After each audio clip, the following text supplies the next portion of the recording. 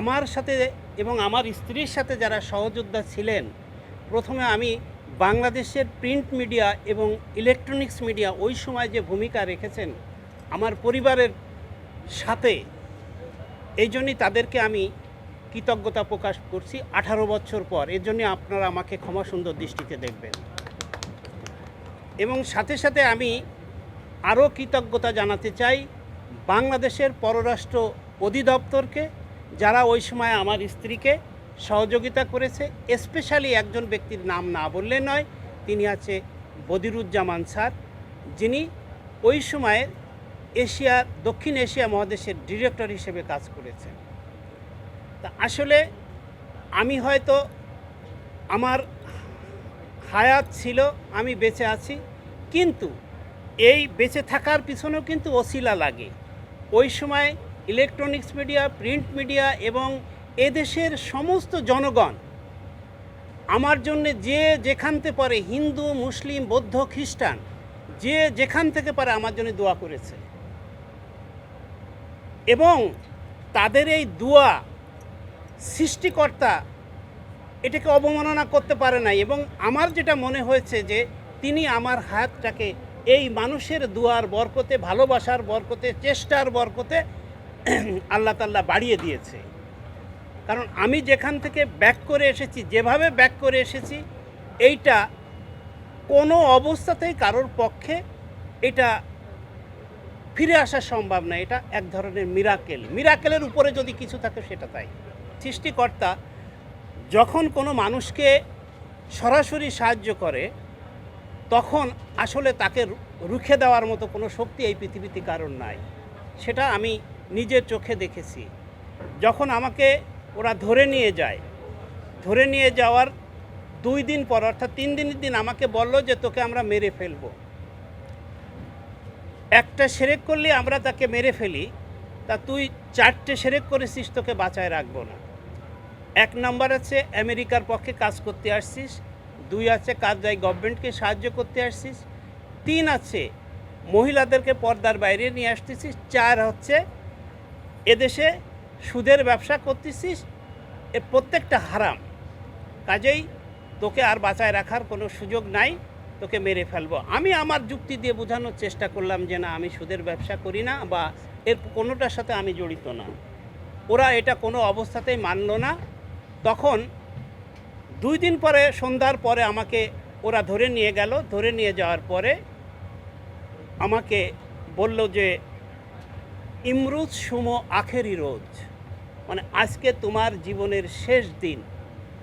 ও Sumo খানা বাংলাদেশ মে রাত গাব বগো, মানে তুমি বাংলাদেশে তোমার কথা বলো। কে আছে তোমার বাংলাদেশে? আমি বললাম আমার স্ত্রী আছে, আমার মা আছে, বাচ্চা আছে।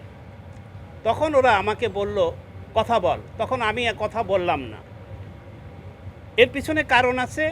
আমার স্ত্রী, আমি তো শনিবারে ধরা পড়ছিলাম, শুক্রবারে তার সাথে আমার 4 বার কথা হয়। এবং সকালে যখন কথা বলি তখন সে আমাকে বলে যে তুমি চলে আসো, আমি আজ গত 2-3 রাত ঘুমোতে পারছি না, আমার কাছে মনে হচ্ছে তোমার সামনে বড় বিপদ আছে। আমি তাকে খুব বোঝানোর চেষ্টা করলাম। তখন আমার ফোনের যে ইউনিট ছিল, ইউনিট শেষ হয়ে গেল। শেষ হয়ে যাওয়ার পরে আমি আবার ফোনে চার্জ করলাম। চার্জ করার পরে আবার কথা বললাম দুপুরের দিকে। তখনও সেই একই কথা। আমি তাকে কোনো অবস্থাতেই কনভিন্স করতে পারলাম না যে তুমি চলে আসো। এরপরে বিকেলে যেয়ে আরেকবার কথা বললাম। তখন আফগানিস্তানে ছিল 2 রোজা, বাংলাদেশে 1 রোজা। ওই কথা বললাম। বলার পরে তখন আমি চিন্তা করলাম যে আমার টেকনিকটা আমাকে একটু চেঞ্জ করতে হবে, ওকে আমাকে যেভাবে ম্যানেজ করতে হবে। তখন আমি বললাম যে আরে না, অফিসের কাজের জন্য আমি বাইরে যাব না, তুমি কোনো টেনশন করে না। তখন সে আমাকে লাস্টে বলল যে আমি তোমাকে ভালো করে চিনি, তবে আমার লাস্ট রিকোয়েস্ট, তুমি যদি কখনো বিপদে পড়ে যাও দোয়া ইউজ করো। আমি তো ধরা অলরেডি পড়ে গেছি। পড়ে যাওয়ার পরে তখন আমার কাছে বারবার তার ছবিটা আমার কাছে রিফ্লেকশন হচ্ছে। এবং ওরা যখন বলছে যে তুমি বাংলাদেশে তোমার স্ত্রীর সাথে কথা বলো, তখন আমি চিন্তা করলাম এখন তাকে আমি কি বলবো। আমি কি বলবো যে আমাকে মেরে ফেলবে তুমি? মানে এই যে বিষয়টা আমার মাথার মধ্যে বারবার পাক খাচ্ছে। তখন আমি ওদেরকে বললাম যে না, আমি কথা বলবো না। তো আর একজন আসলো, সে এসে আমাকে একটু বোঝানোর চেষ্টা করলো যে না তুমি কথা বলো, আজকে তোমার জীবনের শেষ দিন। তা আমার তখন ইয়ে হচ্ছে যে না আমি কথা বলবো না। তখন ওরা আমাকে ওই যে বলছে যে তখন ইয়া করছে, আমি যখন কথা বলতে চাইনি তখন ওরা আমাকে বসায় রাখছে। বসায় রেখে ওরা 2-3 জন আবার অন্য জায়গায় যে আলাপ করতেছে। আলাপ করতে যে বিশ্বাস করবেন না, তখন আমি বসে বসে আমি চিন্তা করতে লাগলাম যে আমি এই মেয়েটাকে কী বিপদে ফেলে দিলাম। তার বয়স তখন 25 থেকে 26 বছর। তখন আমি চিন্তা করলাম যে এই বয়সে এই সময়ে কোথায় যাবে, কার ঘরে যাবে, সে কি তাকে ভালো রাখবে কি রাখবে না, বা আমি একটা অনিশ্চয়তা জীবনের মধ্যে তাকে ফেলে দিয়ে আমি চলে যাচ্ছি। এই অপরাধবোধ, আমার মৃত্যুর থেকে এই অপরাধবোধটা আমার মধ্যে তখন কাজ করতে লাগলো যে আমি কি ভুল কাজ করলাম। তখন ওরা যখন আমাকে জবাই করার জন্যে গাধার উপরে বসায় দিল, তখন আমি ওদেরকে বললাম যে ভাই তোমরা আমাকে ইয়া করে ফেলো না, জবাই করো না, তোমরা আমার পিছনে টাকায় গুলি করে দাও। তা ওরা বললো যে এটা কানুনি নিস, আমাদের নিয়মে নাই, তোকে জবাই করতেই হবে। তখন আমাকে যখন গাধার উপরে বসায় দিল তখন আমার ভয় লাগলো। তখন আমি বললাম যে আমি একটু পানি খাবো। তখন ওরা আমাকে এই পানি দিয়ে দিল। যখন সেই পানি খাতি যে এরকম হাত এরকম কাঁপতে লাগলো, কাঁপতে মুখের মধ্যে আর পানি ঢুকাতে পারছি না, কিন্তু পানি অর্ধেকের বেশি পড়তেছে আমার শরীরে আর অল্প একটু যাচ্ছে মুখে।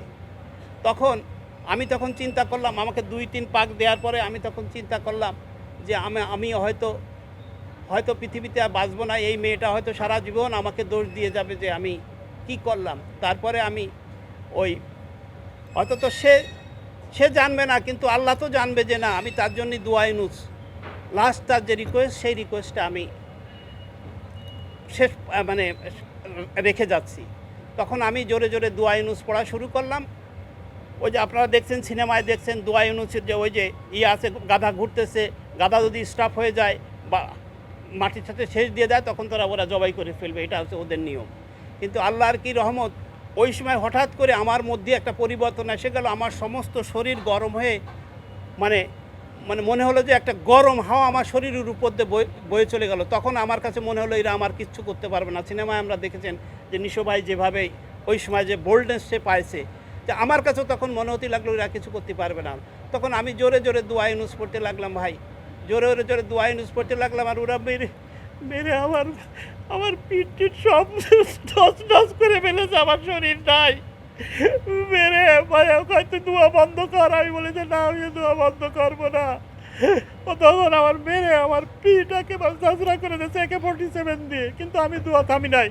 ওরা কিছুক্ষণ পর আমার নাও নিচে বসাইছে, আবার উপরে উঠাই আবার মারেছে। মারার পরে আমি কিন্তু দোয়া ছাড়ি নাই। আমি চিন্তা করছি একটা কিছু না কিছু একটা ঘুরতে যাচ্ছে, তা আমি দোয়া ছাড়বো না। তারপরে এইভাবে লাস্টে আমার লাশ নেওয়ার জন্যই গাড়ি চলে আসছে। 3-4 ঘন্টা হয়ে গেছে এইভাবে চলতেছে আমাদের। কিন্তু গাধার উপরে চড়ায় গাধারে মারেছে, গাধারও শেষ পর্যন্ত AK-47 দিয়ে বাড়াইছে। আমার ছবি আছে, আপনারা দেখেন, ওই সময় আমার পিঠ ঝাঁঝরা করে ফেলেছে মেরে। আমি সে সময় ছবি তুলে রাখছি। তারপরে আস্তে আস্তে এইভাবে এই চলতে ওদের কাছে বারবার ফোন আসতেছে। লাস্টে তো ওরা হট করে এসে জড়ায় ধরছে আমাকে, জড়ায় ধরে এখানে চুমো খায়, এখানে চুমো খায়, এখানে চুমো খায় বলে যে তুই খুব আল্লাহর খুব সহি নফর, তোকে আর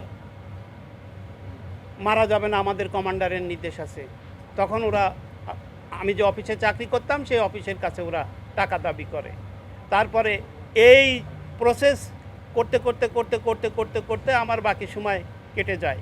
আমি তখন শুধুমাত্র চেষ্টা করেছি তার সেই সাইকিটা ধরার জন্য, কি পরিমাণ মানসিক ট্রমাটাইজ সিচুয়েশনের মধ্যে দিয়ে উনি গেছেন।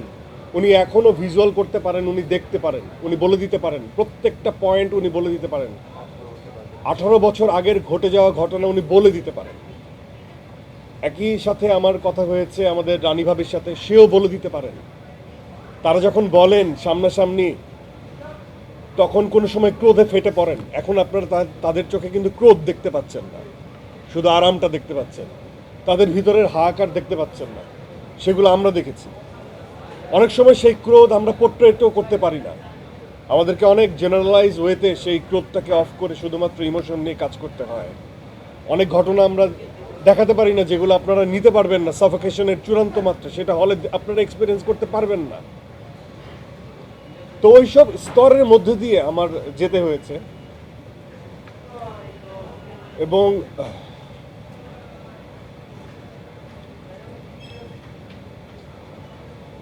দেখুন, আমি রক্ত মাংসের মানুষ।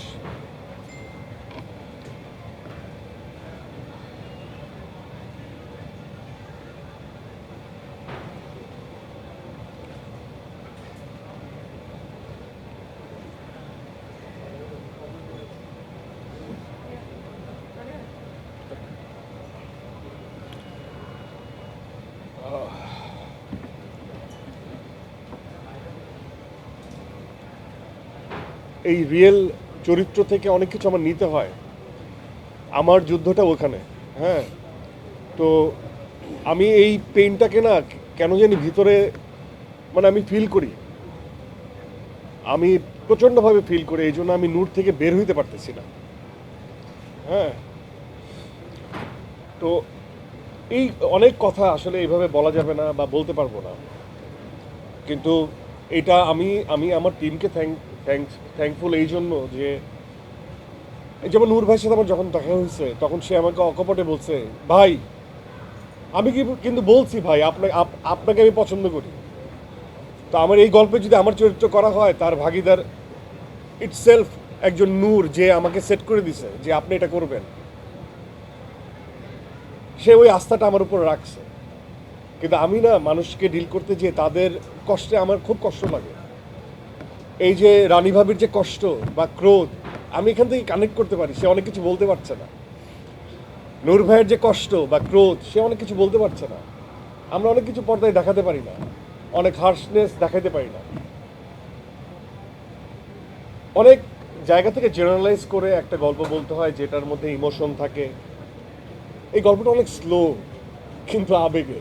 এটার মধ্যে অনেক টান টান উত্তেজনা নাই, অনেকে বলেন, কিন্তু আমি উত্তেজনা দেখি। এগুলো আমাকে পীড়া দেয়। তো আমি থ্যাঙ্কফুল, আমি কৃতজ্ঞ আমার টিমের কাছে। একজন শাহরিয়ার শাকিল আমার দোস্ত হলো, আমি স্যালুট করতে চাই যে এই ধরনের গল্প ডিল করছে তারা। 18 বছরের আগের ঘটনা তারা যে তাদের সামনে চোখে ধরা পড়ছে। কারো চোখে তো রিয়েল স্টোরি ধরা পড়ে না ভাই। এটা যে রনি তার 11 বছরের পর কামব্যাক যদি হয় এই স্টোরিতে, এটা পূজা থেকে শুরু করে সকল কলাকুশলী তারা খুব খেটেছে এই গল্পটা পোট্রে করার জন্য। আর আমি এই গণমানুষের এই ছোট ছোট গল্প যেগুলো হারিয়ে যায়, সেগুলো আমাকে খুব তাড়িত করে। এই জন্য আমি মানুষ হয়ে ওঠার গল্প, এটা বাংলাদেশিদের গল্প, একজন বাংলাদেশির শ্রম, বাংলাদেশির আকাঙ্ক্ষা। আপনি দেখেন কি বিউটিফুল একটা লাভ স্টোরি। তারা এখনও 18 বছর পরেও তারা আবেগতাড়িত হচ্ছে। একজন বউ, তার সামনে কোনো কিছু নাই, সে জগৎ উদ্ধার করে ফেলতেছে, সে জানে না সে বেঁচে আসবে কিনা। আর একজন অসহায় হয়ে পড়ে আছে বিদেশের মাটিতে, সে জানে না তার কমিউনিটি তাকে বাঁচাতে পারবে কিনা। তাহলে কিসের দম এটা? বাংলাদেশি হিসেবে, মুসলমান হিসেবে তাদের যে দৃঢ়তা, আল্লাহর কাছে চাওয়া, ওইটাই বলতে হয় যে আল্লাহ চাইলে কেউ কাউরে মারতে পারে না। সৃষ্টিকর্তা যার উপর হাত রাখেন তাকে কেউ মারতে পারে না।